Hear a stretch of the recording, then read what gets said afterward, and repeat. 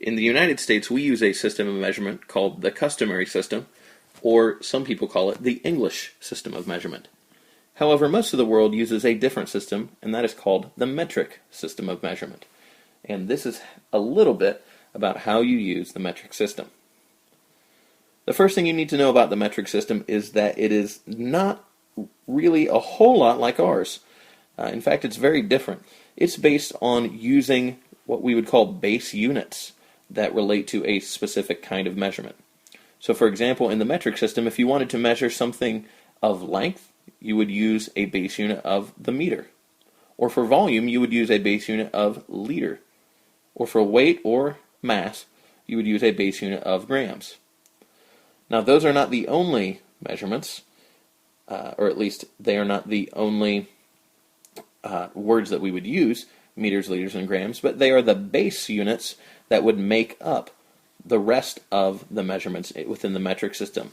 And to assist in allowing us to measure things in the metric system, we use what are called prefixes. We attach them to the front of the base units, and we come up with a new word that would represent a different size measurement. So just like an inch is different than a foot, is different than a yard, and so on, these prefixes change the measurement within the metric system. So as an example, there are a couple at the bottom of the screen. We have centi as a prefix plus meter would be centimeter. So a centimeter is a measure of length because it has that base unit of meter. And a kilo as a prefix plus liter would make kiloliter, and that would be a measurement of volume.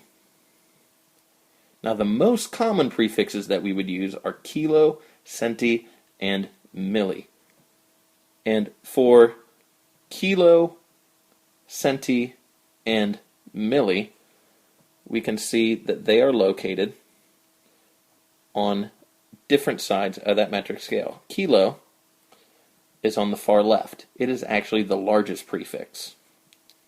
Centi and milli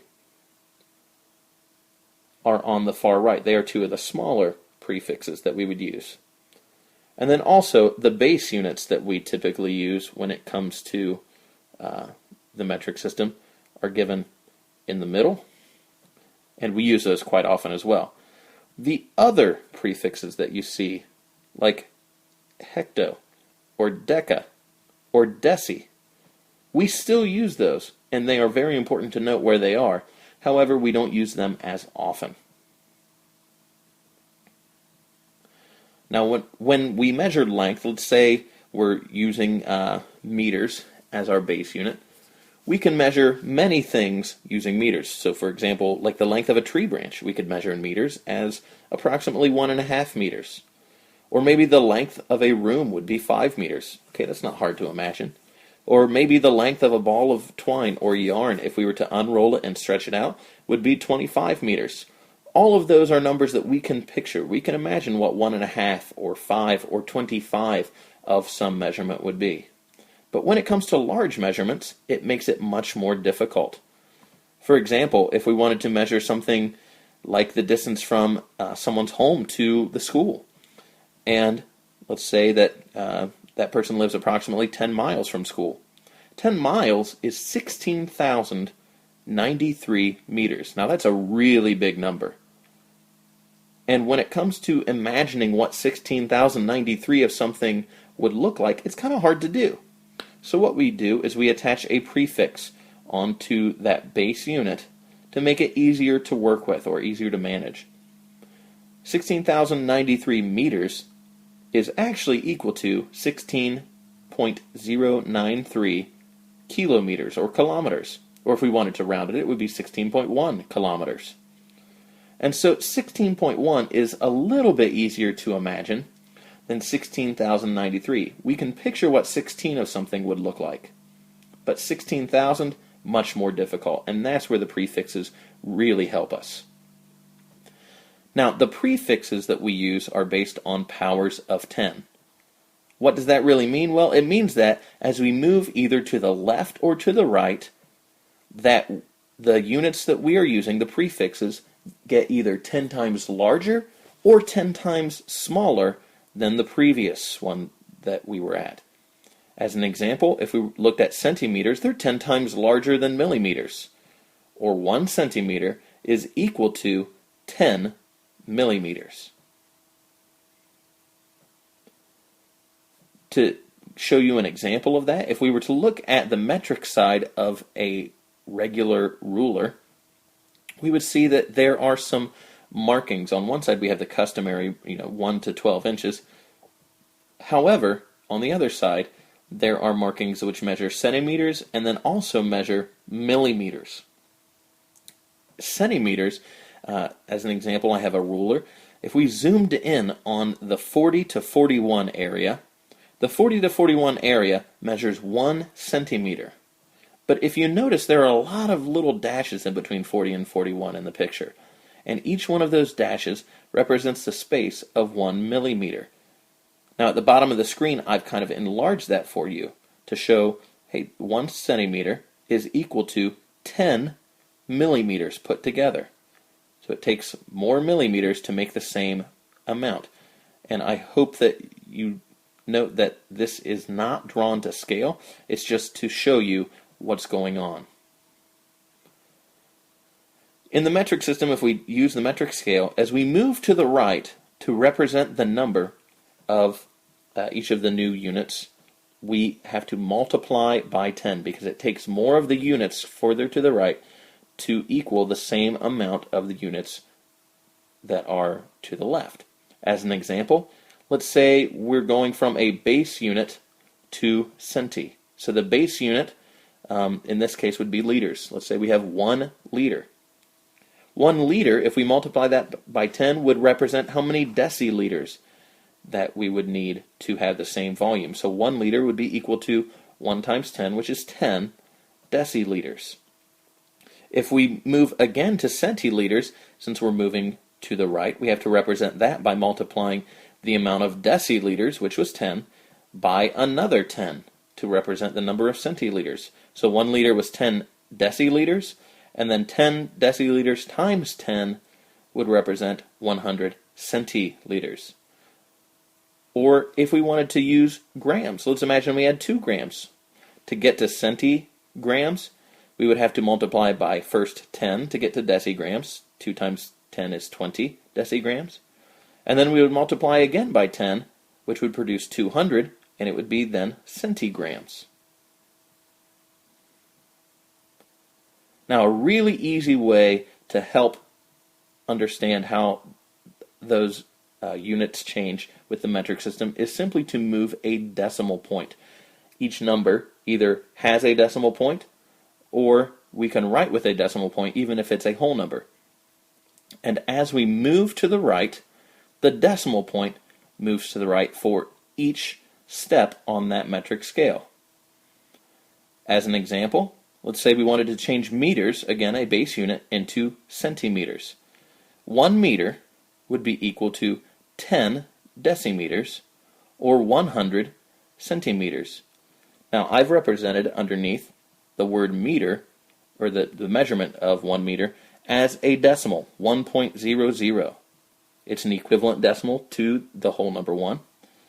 As we move to decimeters, if we move the decimal point 1 space to the right, it becomes 10 decimeters. And again, we move 1 more space to the right as we move on our metric scale to then show centimeters. Now let's go back to the example with the large value, which was kilometers, and represent the amount of meters it would take to equal the same amount of kilometers. This time we're moving to the left, and again, since we're moving to the left, we can move our decimal, but this time, instead of moving to the right like we did before when we were moving to the right on the scale, we would move our decimal to the left. So let's go ahead and take a look at what 16,093 meters would look like as kilometers. We're starting out at 16,093. Now that's a whole number. The decimal point in any whole number is given to the right each time. If we are to move from meters, which is the base unit, to kilometers, it would take 3 steps. 1, 2, 3. So what we need to do is we need to move our decimal point 3 times, and we will move it to the left because that's the way we're moving on the scale. Move once, twice, 3 times, and our decimal point ends up between the 6 and the 0 in our digits. Note that the digits did not change. They stayed the same. The only thing that changed was where the decimal point was located. If we clean that number up just a little bit by getting rid of the lines that we used to move that decimal point just to represent what was happening, we can see that the amount of kilometers would be 16.093, or rounded would be 16.1. Now, again, with the metric system, if we move to the left in the metric scale or in the diagram, you move your decimal point to the left for each step that you take. And conversely, if you move to the right in the diagram, you would do the same thing, move the decimal point to the right. So let's imagine we have kilometers. If we wanted to determine the number of centimeters, or the number of kilometers from a set of centimeters, we would move our decimal point 1, 2, 3, 4, 5 times to the left. So let's say we start with 400,000 centimeters. If we move our decimal point 5 times to the left, it would produce the number 4. So 400,000 centimeters, which is a huge number, could be better represented with kilometers and just saying that it would be 4 kilometers. Now let's say we start at meters and convert to kilometers. This time we don't have to move as far because we don't have as many steps. Again, only 3 steps. So let's say we have 4,000 meters. It would be equal to 4 kilometers. And to show that, we could take 4,000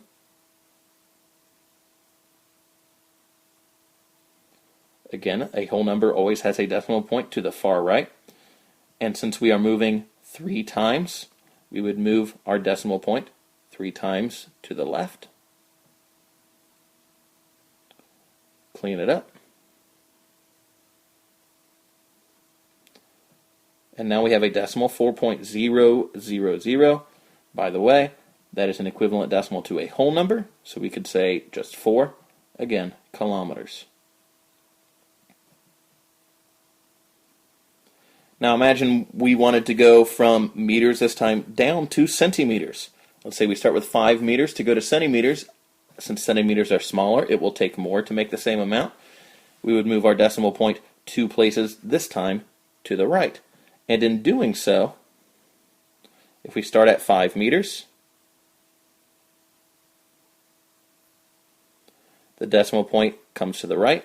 We have to move it 2 times to the right. 1, 2. This time, we have some blank spots. Always fill blank spots with zeros as placeholders, and in holding those places, now they represent the number of centimeters, which would be 500 centimeters. You can abbreviate that cm. As we move on, going from kilometers to millimeters is the farthest we could go, or millimeters to kilometers. 4 kilometers would be equal to 4 million millimeters. 4 kilometers is 40 hectometers, or 400 decameters, or 4,000 meters, or 40,000 decimeters, 400,000 centimeters, or 4 million millimeters. In summary, remember that the metric system uses base units. They are meters, liters, and grams. Each step is a power of 10. When we convert within the metric system, we move our decimal place either to the right or to the left, depending upon how many steps we need to take.